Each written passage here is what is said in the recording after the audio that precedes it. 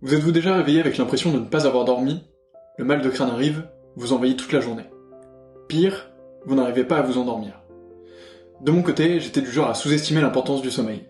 Je prenais du café à 22h, et je m'endormais quand même. Je travaillais tard, et prenais une bière après, je restais devant un écran jusqu'à pas d'heure. Sauf qu'à un moment, le corps finit par lâcher, et sans le savoir, je courais derrière un train que je n'allais jamais rattraper. J'ai décidé de prendre en main les choses et de faire de mon sommeil une priorité. Aujourd'hui, je vous livre donc mes 5 règles pour avoir un sommeil productif et réparateur. Je vous ferai sûrement une vidéo sur l'importance du sommeil en général, puisque c'est un sujet qui m'a vraiment marqué l'année dernière en lisant Why We Sleep de Matthew Walker, mais on reviendra là-dessus beaucoup plus tard. Concentrons-nous donc sur mes 5 règles pour avoir un sommeil ultra productif. La première règle est que le sommeil se prépare en fait un peu plus tôt dans la journée. Par exemple, j'évite de boire du café après 14h.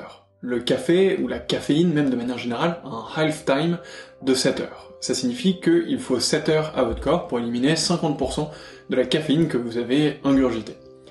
Si je prends mon dernier café à maximum 14 heures, ça veut dire que ce half time est atteint à 21h, et ensuite la caféine diminue beaucoup plus vite dans le sang, et me permet donc d'avoir sommeil beaucoup plus rapidement.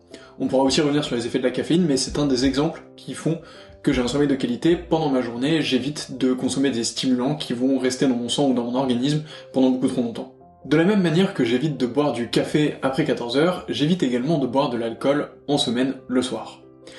L'alcool a des effets dévastateurs sur le sommeil paradoxal, qui est le sommeil pendant lequel vous rêvez, et donc le sommeil qui vous permet de consolider votre mémoire et vos souvenirs de la journée, mais aussi de toute la semaine, bref, de consolider vos connexions neuronales notamment.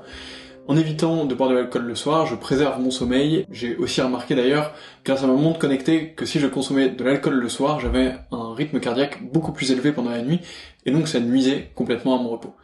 Donc cette première règle, le sommeil se prépare pendant la journée, et pour ça, j'évite de consommer des stimulants à certaines heures, le café maximum à 14h, et pas d'alcool le soir en semaine. Un peu plus tard dans la journée, j'ai une deuxième règle, elle consiste à éviter les écrans après 21h. C'est pas tous les jours facile, mais j'essaye de poser mon téléphone en mode avion à partir de 21h, comme ça je suis plus tenté d'aller voir ce qui se passe dessus, et je suis plus du tout sollicité, je le pose quelque part, je le regarde plus, et c'est terminé. Je fais pareil pour l'ordinateur, c'est fermé, j'ai pas de tablette. Le seul écran qui a le droit d'aller dans ma chambre après 21h, c'est ma Kindle, on reviendra là-dessus un peu après, mais qui me permet de lire des bouquins. Si j'évite les écrans à partir de 21h, c'est bien sûr pour ne pas trop stimuler mon activité, mais c'est aussi parce que la lumière bleue qui est contenue dans nos écrans, qui est émise par nos écrans, brouille les récepteurs à mélatonine, qui est l'hormone qui vous permet de vous endormir. Alors il existe des filtres à lumière bleue que vous pouvez utiliser sur vos écrans si vous avez l'habitude de travailler un petit peu tard. Il existe aussi des lunettes pour filtrer la lumière bleue qui vous permet justement de ne pas avoir ces récepteurs de mélatonine brouillés.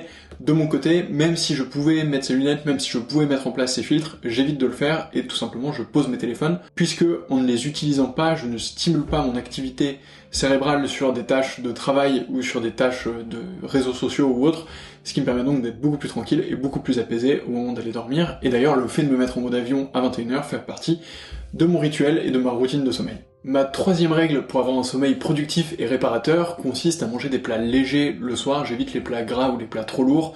Généralement, en hiver, c'est une bonne soupe, et en été, c'est une bonne salade qui m'attend le soir.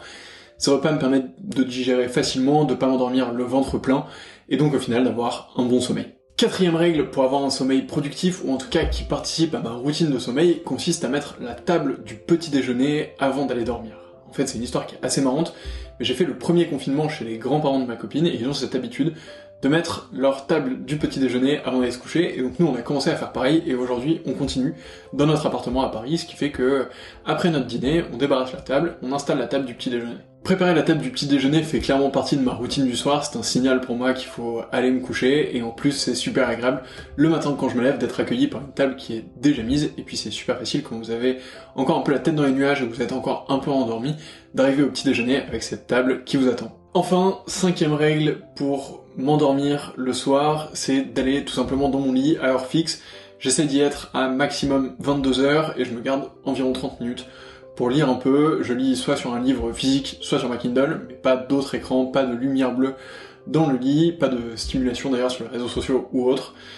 Je lis pendant 30 minutes et ensuite le sommeil vient tout seul, je m'endors et c'est terminé, je me réveille le lendemain en forme, reposé et prêt pour une nouvelle journée.